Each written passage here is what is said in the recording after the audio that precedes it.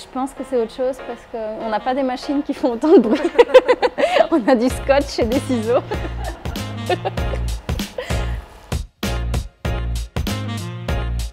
Le livre Chaud et doux des chauds doudous, je pense que c'est ça le titre exact. C'est un conte un petit peu hippie comme ça sur un pays où les gens s'échangent ces espèces de bestioles qui s'appellent les chauds doudous et c'est comme un gage d'amour et du coup c'est un pays où tout va bien.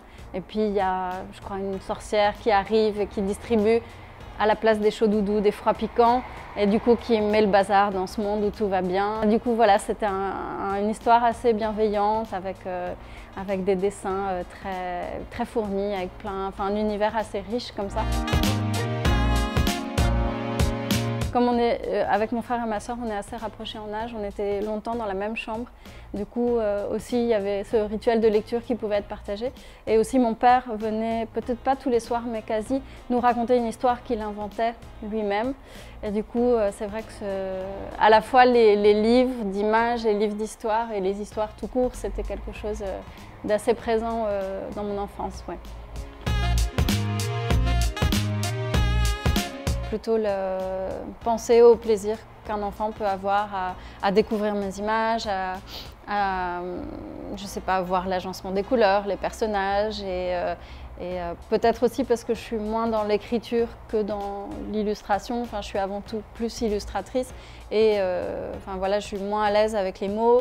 Un peu par hasard, j'ai écrit la plupart des textes de mes livres, mais j'ai plutôt une formation voilà, en art plastique, en dessin, et du coup, je pense que j'essaye plus de penser à cet aspect visuel qu'à l'aspect... Enfin, voilà, après, j'aime bien raconter des histoires, mais je pense plus aux images qu'au texte, en tout cas. Oui, mais je crois, enfin, j'ai eu un parcours un petit peu voilà, en zigzag, mais j'ai toujours continué à dessiner. Et c'est vrai que c'est quelque chose qui est des fois compliqué quand on prend des cours, ou enfin, voilà, que ce soit des cours du soir, des cours à côté, ou on suit une formation purement artistique. Des fois, c'est difficile parce qu'on nous apprend à dessiner, voilà, des fois d'une certaine manière, avec certains codes, d'apprendre à dessiner juste.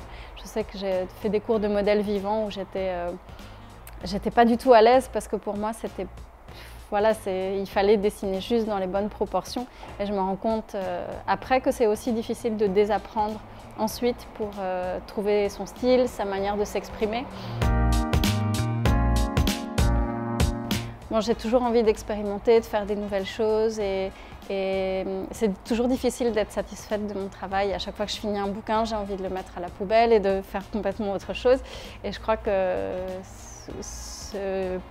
ce que j'ai appris à faire avec le temps, c'est de me dire « ok, c'est ce que je sais faire maintenant, et avec mes outils du moment, etc. » Peut-être dans 2 ans, je ne dessinerai pas les personnages pareils, je dessinerai d'autres choses, je ferai mieux certaines choses, mais avoir une espèce de sagesse et voilà, aussi d'être content à un moment et de se dire c'est ce que je peux faire maintenant avec mes capacités et voilà, mais c'est vrai que des fois faire un livre comme ça, c'est beaucoup de pression, enfin on s'en met beaucoup et trouver aussi voilà, la manière d'être satisfait à un moment de ce qu'on fait et de se dire ok, c'est fini, parce que sinon on peut continuer à l'infini.